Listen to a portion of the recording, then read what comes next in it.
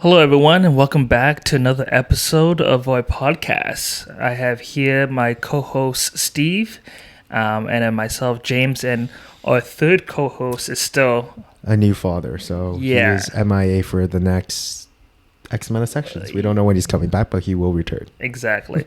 Last week we talked about a lot about the news and what's going on in the world, and today we wanted to chat a little bit more about helping individuals when they do have interviews and some common questions and both of our thoughts about, both being the interviewer and the interviewee on both sides of the coin and how we would answer certain questions that are very common in an interview.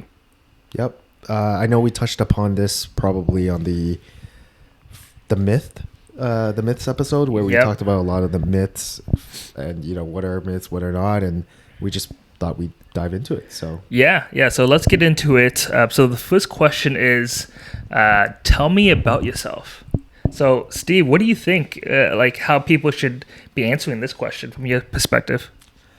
From my perspective, what a recruiter is looking for, especially if you're trying to make a lasting impression to whoever you're interviewing with, is a well-structured life story, in my opinion. A well-structured life story covering the beginning of kind of your career. It depends on your timeline horizon of how many years you've worked. If you've worked for 20 years, the beginning is not going to matter as much. So you keep that a little short, and then you move into the more recent roles, and of course diving in more details in the most recent position. That's how I usually expect people to structure it, and that's what I'm usually looking for. And someone that just understands explaining enough detail to make the interviewer happy or comfortable with kind of how they fit with the job description, if that makes sense. So when you're explaining your life story or tell me about yourself, you're kind of always relating back to the skills that they're looking for. Yeah. What are your thoughts? I know James has interviews where it's designated. Yeah. You have an hour session, I believe, right? Yeah, no, it's funny that you mentioned the word life story, because I work at Shopify, and that's one of the most iconic interviews that we have that every single employee has to go through, where it's an entire interview just telling us about your life and the story about it. And I want to emphasize the word story, because I think storytelling is actually one of the most important skills when it comes to interviewing. If you aren't able to tell your story very efficiently and effectively to the interviewer, then it's going to be very tough for you to sell your skill sets, sell your experience to that individual if you're not able to tell a story. And like you said, what's a good story have? Structure. It has a beginning, middle, end. It doesn't drag on. It's not too long. It's not too short. You're describing the experiences that are the most impactful, not only to you, but trying to align it with the job description and the company itself. I think it's super, super important. At the end of the day, you have to know who you are and what your story is, and you have to be able to convey all of that in that question, or if there's an entire interview, you should definitely be able to do that during that time. Do you think it's appropriate to sprinkle a little bit about your personality, like your personal life, into this type of question, James? Absolutely. I think that's what differentiates a lot of people is when they are able to align the more personal kind of life and personality into the interview, because it is tell me about yourself, not tell me about your career. That's more so on the resume. You obviously want to go through it, but you also want to tell the more personal side of it, because if I just wanted to know only about your career and job tasks and responsibilities, I'd look at your resume. But I want to know, how did that job make you feel? What were the biggest challenges? What were the things that you're most proud of that you went through, during those times? I wanted to get that emotional, personal side of those things alongside of the actual technical aspects of your career history.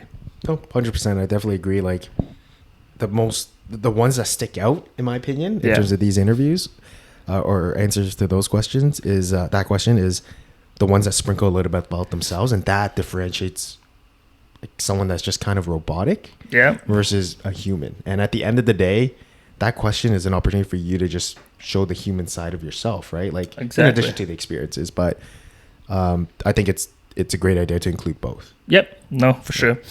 All right. So that's the first question. So the second question is, tell me about your strengths and weaknesses. And this is a very common question, and it's one of those questions that is like it never dies. Like this question has been used for like every interview from the dawn of time when people started interviewing people. So like, what are your thoughts on this, Steve?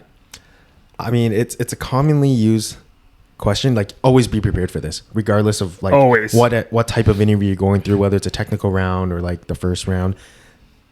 I would say 80% chance it's gonna be asked. Yeah, exactly. And like this, it comes with practice. I think for this type of question, you need to have a rough idea, or what the interviewer is looking for is usually self-awareness. That I think is the biggest thing. It's like, can this person be aware of themselves? Like, is this, unless you're perfect, which in my opinion no one really is, Nobody. right?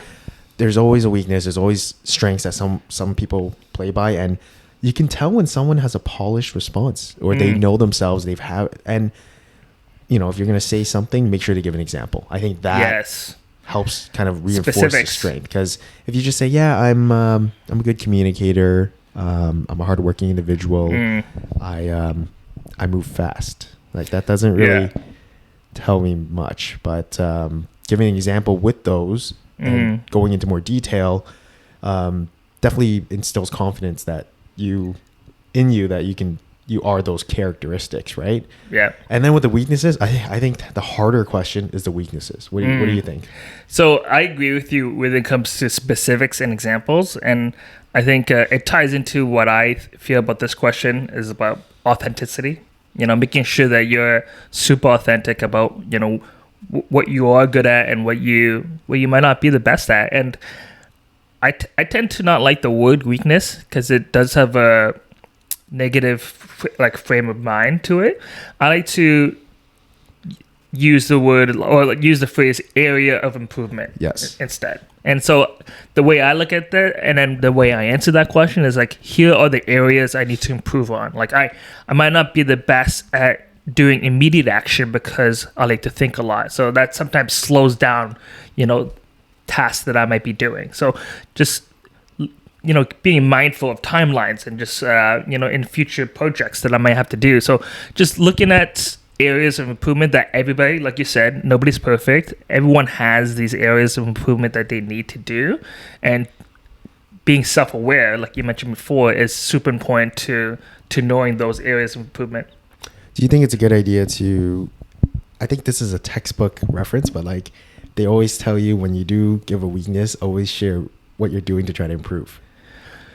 Have you heard that one before? I'm sure you've heard it before. I've heard of that before, and I think that's a pretty good practice. I don't think it's optimal nowadays, in my opinion. Like I think that's a little dated, where you know you have to say like, oh, but like say I'm a poor communicator, and oh, but I've been reading a lot. Like that. Yeah. That's kind of generic now. I feel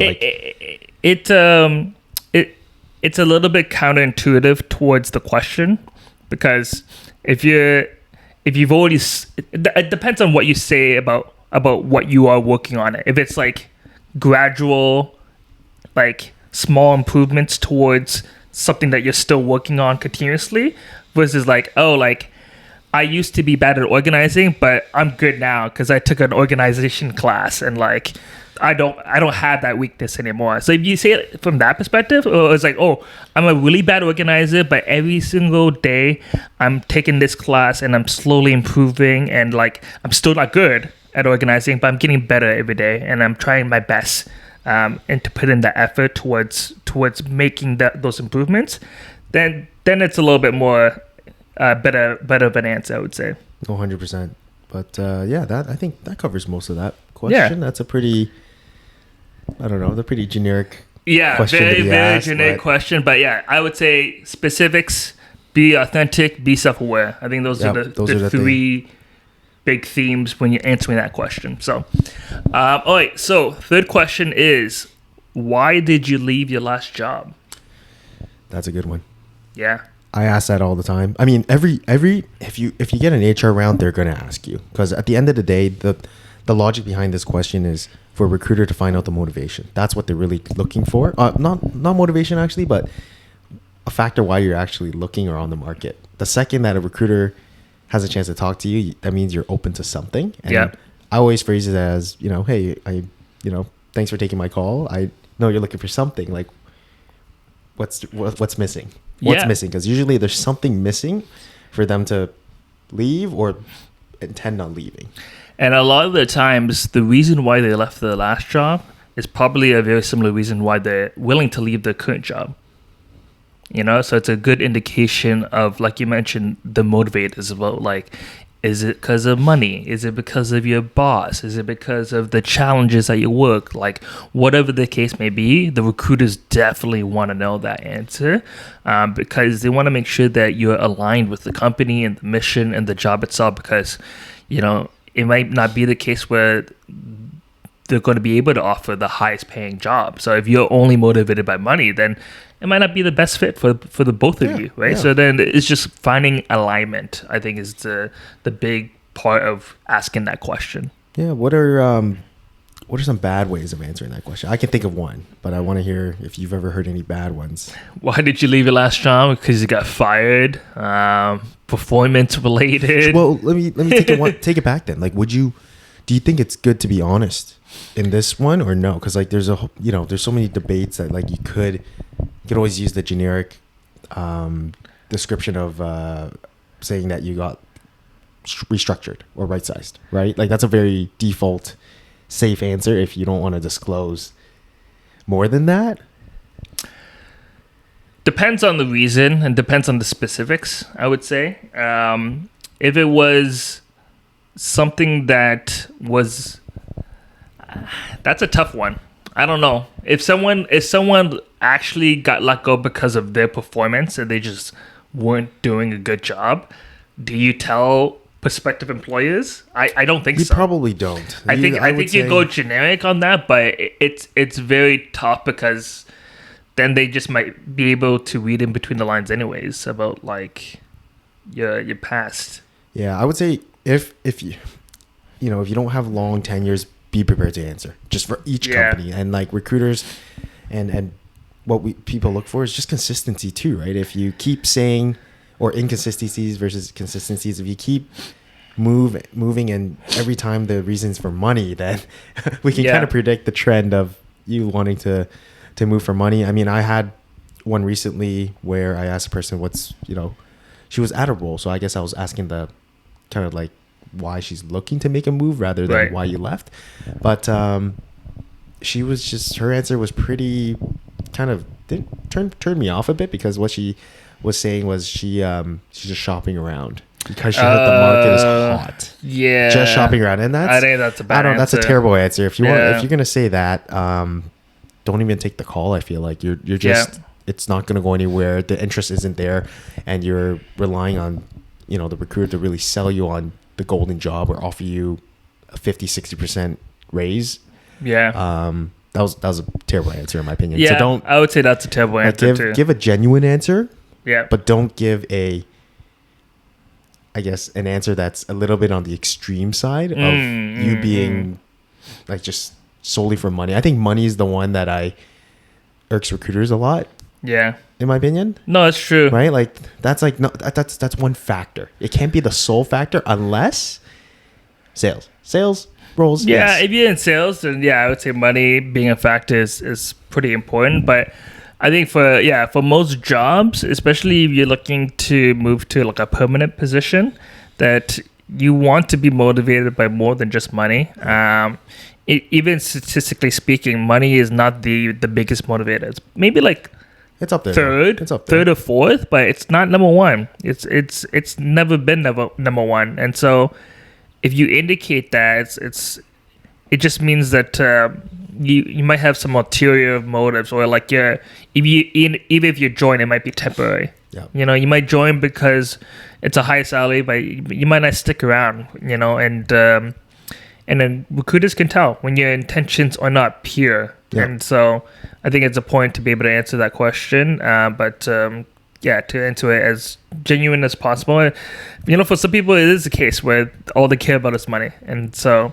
But that's fair. But if they're honest, but then like, yeah, I mean, it's, I don't know. It just gives it gives a bad taste in the mouth people's for sure. mouths, and just it can't be the only factor is what I'm going to say. It can't be the only factor.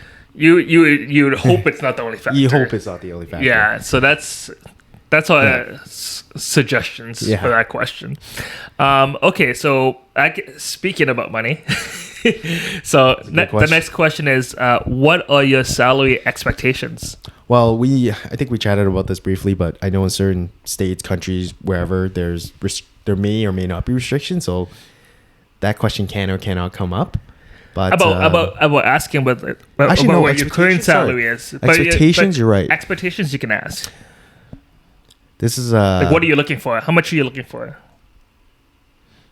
I've had people answer it in so many different ways. I've had people give me a range. I've had people just offer their numbers right now, and this is what. And those, I think, the ones that offer the current have genuine intentions to tell the recruiter, hey, this is where I'm at.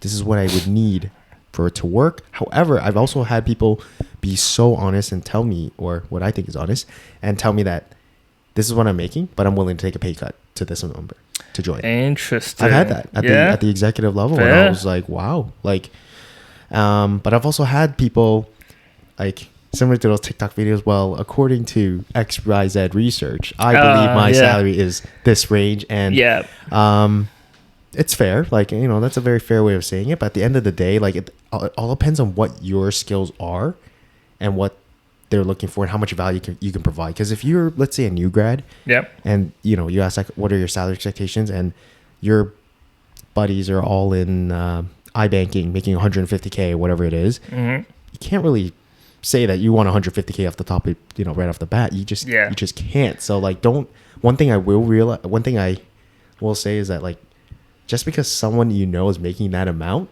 doesn't mean that you are entitled to that amount is what I'm going to say. So for this one, from a perspective of an interviewee, I would always disclose how much you're looking for or what your salary expectations are. But make sure that it's backed up by some sort of research, I would say. Like you mentioned, I'm not going to just throw a random number in the air just because it's a hard number and I want it. It should be based off of extensive research, whether it's websites like levels.fyi or teamblind.com, or even part of it should be your current salary. Obviously, maybe not obvious, but most of the time when people want to leave their jobs for another one, they want a slight increase to what they're making now. So you combine, let's say, even a 10 to 15% increase from what you're making, combine that with the research, you can come up with some sort of range or number that you might be looking for. And you don't have to disclose how much you're looking for, how much you're making right now, as per some laws, of course. I always find it, if you have a really good relationship and you're pretty transparent with your recruiter and you disclose that information, they're not going to use it against you. Yeah, if anything, it helps in the process. It helps in the process. They won't use it against you. Because at the end of the day, time is valuable for both parties, and at the end, the last thing a recruiter wants is for things to fall apart at the end and not having the alignment. To be frank, that's what I usually explain. It's only when how much you're making right now and how much you're looking for is just like way like. You're making 100K, but you want to make 400K, like something like ridiculous like that. Then it's like, then there's definitely going to be a lot of misalignment and like mistrust. It's like, why are you asking for so much compared to what you're making and what the research shows, right? So you just got to be fair in your assessment of what you're looking for, and then being transparent with what you are making right now will help get you to that fair expectations that you're looking for. 100%. I would also say, like, be careful not to overdo it. Yeah, that's what I mean. Don't overdo it. I've had people overdo it, and I will admit, I think it backfired on them. And you don't realize it, but it can and will, because that leaves also a bitter taste in a recruiter's mouth. It's like, wow, what has changed from when you were asking 200K to all of a sudden, hey, I'll take it for 150. Like, You Yeah. know, like it's. And know. also, sometimes you just don't get the job. Yeah. If you overestimate, you rule yourself out. You rule yourself automatically. out. It's like, oh, I want 200K. It's like, well, we can only offer 180K or whatever. Yeah. It's like, we're not even going to bother offering you because you're asking for too much. In reality, you were making 160 and you would have been super happy for it with 180K. Yeah. So just proceed with caution. Proceed with caution. Like I said, do a realistic assessment of, you know, what the market says plus your current value. Then, you know, everyone deserves a bit of an increase for, you know, whenever you move jobs, but just don't overdo it. Like you said, don't ask for too much because that'll put you into a lot of trouble, I would say. Oh, 100%. Yeah. So that covers that one. All right. Next question is, this one's an interesting one. Tell me an example of, which is like another very common question. And it could be just about anything. Like, tell me an example of when this happened, or tell me an example of, you know, when you had multiple priorities and how did you, you know, accomplish those tasks or whatever it is. Like, so how do you answer that type of questions when they're asking you for specific examples within your work history? Usually, you gotta answer that question with a fairly detailed answer. Mm-hmm. Like it's not a one word question, by the way. No. So you don't just say, "Yep, it happened here." No, that's not the best way. I think the best way is answering with kind of answering the who, what, why. Was it the 5 W's? I think it's called. Yeah. So explaining what happened in the situation, who was involved, why it was important, and some sort of what recruiters want to hear is what was your role in that scenario or example, and what's the outcome? You have to include an outcome. If you don't include an outcome, like that's kind of the deal breaker for the question is how good your outcome is and what you've learned or what happened and how you navigate that situation, and just being detailed. I think some people just don't give enough details. It's true. The acronym that I kind of grew up with was the STAR method. Yes. So situation, the task, the action, and the result. So just like you said, it's all about detail and making sure that you're describing the situation in as much detail as possible, what you actually did, and what were you supposed to do, what you actually did, and what was the outcome, like you mentioned. So I think those are some important factors whenever you're answering questions about examples, and that's why you really got to know your like. You need to know examples in general. Come prepared. Like every time I go into an interview, I always have a few examples in my back pocket that like I know that they're most likely going to ask. You know, and it's a lot of times it is going to be specific to your job. Like as a recruiter, like one of the questions, like, tell me an example of the hardest role that you ever worked on. It's like I have one in my back pocket that I always can bring out at any moment that I know all the details for. It's when you don't have any of those examples prepared and you get caught off guard and you blank out, then that's tough. Yeah, and you might have blown your interview. Yeah, it's hard to bounce back. One I think common mistake that I notice people do in this question is also going on a tangent and providing too many examples and then just keeping like using one example as a domino to like set up another example to set up another one. That's a common mistake I've noticed. And good answers are usually they're detailed, but they're also concise and to the point. You know, don't steer too far away from the question. Yep. That's a good tip for that is when you are giving your answer to this type of question or any other type of question, you can ask them, would you like some more detail about this? Or should we move on to the next question? Yeah, that's a very safe question. If they want more detail, and they're just like, please tell me a little bit more about this and that, and then you can give that more detail. But if not, they're like, all right, let's move on to the next question. The interviewer actually might even add, like, this also helps to kickstart other questions as well. There's a purpose behind this question from a recruiter perspective. Yeah, I usually like to ask and then segue into like different parts and poke holes at the story. So if you're giving examples and also telling a story or for this example, be prepared for follow-up questions for sure. Yeah, for sure. It's rare to just end at one example. It's like, what happened here? What if this happened? You know, be prepared for multiple scenarios. Right. They might throw you some hypotheticals, you know, within that situation. So yeah, no, I totally agree, and it's part of just like sometimes having a conversation, right? There's going to be definitely some back and forth, and you got to be prepared for it. And but yeah, you got to be mindful of your time, the interviewer's time, and just make sure that you're not going too long over things. And it's totally fine to just ask, but like, hey, am I speaking too much about this, or you know, or do you want more detail, or am I speaking like not enough? Like, it's okay to kind of being able to ask those questions during the interview. So next question is, what do you know about the role / company? This is pretty important in general. Like, you can even cover this and tell me about yourself. I think at the end of it, like, you know, what your current state is, and then segue into what you're looking for, and how you even came about finding the opportunity, or what you liked about the job. That's what I've seen a lot of people do, and I think it works really well and smooth if recruiters start off with, tell me about yourself. But it goes back to like just recruiting or interviewing 101.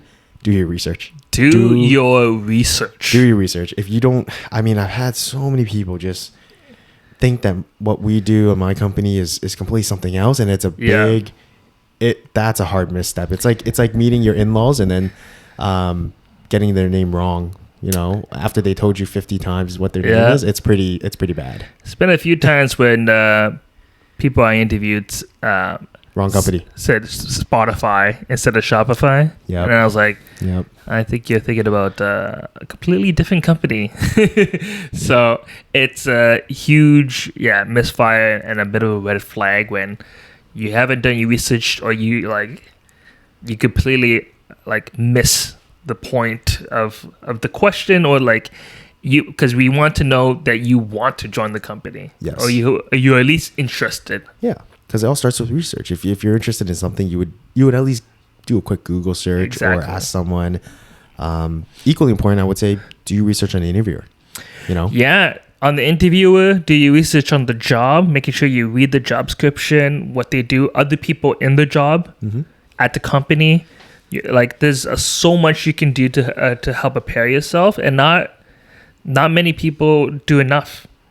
I would say do enough research. Yeah, I think it's just surface level stuff. All of it's like a quick Wikipedia search. One-liner. Oh, I heard you guys do this. It's like, well, that's nice, I guess. Yeah, but that's technically true. That's true. But like, what else? What else do you know? I've seen people, the ones that are genuinely interested, they will extensive. They give, like, they look at the news, they bring up articles, blogs.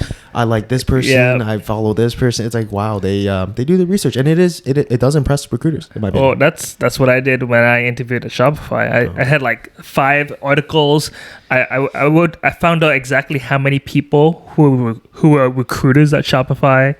I put down the job description, the interviewers' details, where they went to high school, like everything. Just like made sure that I knew everything about it, just because of how interested and engaged I was in the organization. So, and it showed, right? It shows when you know your stuff. Like, authenticity comes through. Yes. If you've done the research, the authenticity, we can sense it. So. Yes, exactly. So do your research. Do your research. Next question is a little bit similar to the one that we asked before, but it was tell me about X experience on your resume. But this might be a little bit more like technical in nature. Usually it is a technical, or just being prepared to answer questions on your resume. So this is usually to weed out people that are just not honest, usually. I feel like, right? You know, it's very easy to write everything and anything on the resume.